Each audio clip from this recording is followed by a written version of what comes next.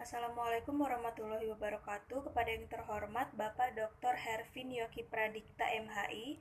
Perkenalkan, nama saya Lisa Amelia, NPM 21210100092. Di sini saya akan menjelaskan sedikit dari materi kelompok 8 yang berjudul Hubungan antara moral dan hukum dalam Islam. Yang pertama, makna hukum dan moral. Secara terminologi, hukum adalah suatu aturan atau dan ukuran perbuatan yang menjuruskan perbuatan-perbuatan tersebut ke tujuan yang semestinya. Jika kata hukum bila disandingkan dengan Islam, maka dapat dimaksud hukum Islam adalah kitab Allah yang berkaitan dengan perbuatan manusia atau mukallaf, baik berupa perintah, larangan, pilihan, maupun ketetapan-ketetapan hukum kausalitas. Sedangkan secara istilah, moral diartikan sebagai ajaran tentang baik buruk perbuatan dan kelakuan. Dari segi makna, kata ini sering pula disamakan dengan etika, walau secara pengertian berbeda.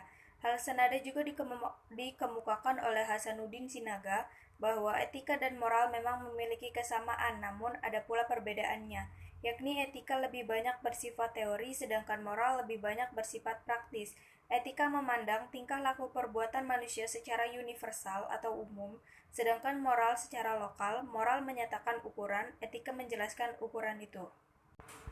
Yang kedua, hubungan antara hukum dengan moralitas.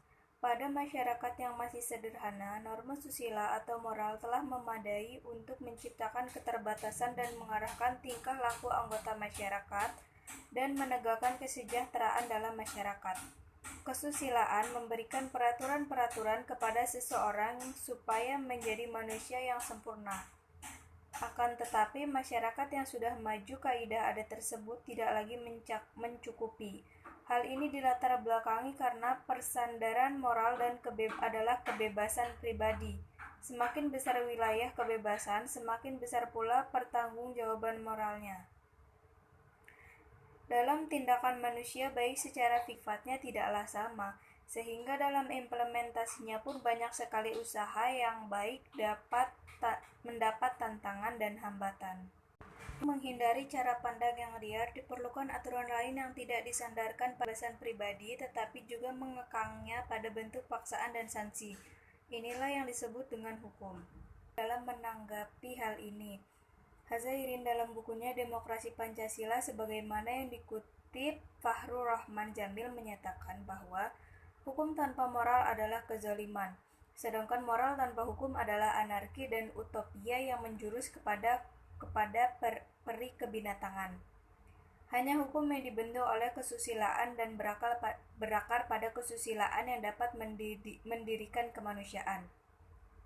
Lebih lanjut, Muhammad Maslehuddin menerangkan bahwa hukum tanpa keadilan dan moralitas bukanlah hukum dan tidak bisa bertahan lama, sehingga hukum yang tidak memiliki akar substansial pada keadilan moralitas pada akarnya akan terpental. Hukum dan moral harus berdampingan karena moral adalah pokok hukum. Tidak pernah ada pemisahan total hukum dan moralitas. Demikian pendapat Friedman sebagai dikutip oleh Puspo Projo. Dari beberapa pandangan di atas, saya lebih cenderung pada pendapat yang mengakui bahwa adanya hubungan simbiotik antara hukum dan moral, bagaikan roh dan jasad, di mana antara keduanya saling membutuhkan untuk memberi makna di dalam kehidupan di dunia. Yang ketiga, hukum dan moralitas dalam pandangan Islam. Dalam masyarakat hukum Islam, hukum bukan hanya faktor utama tetapi juga faktor pokok yang memberikannya bentuk. Masyarakat Islam secara ideal harus sesuai dengan kitab hukum sehingga tidak ada perubahan sosial yang mengacaukan atau menimbulkan karakter tak bermoral dalam masyarakat. Hukum Islam harus berjalan sesuai dengan prinsip-prinsip moralitas seperti yang dinyatakan oleh hukum Islam. Hukum Islam memberikan ketentuan bahwa kaidah kesusilaan tidak boleh bertentangan dengan syarat-syarat yang termaktub dalam Al-Quran dan Sunnah. Agama bisa dipahami sebagai hal yang hanya spiritual. Lantaran pemahaman itu antara agama dan hukum sering dianggap tidak sejalan.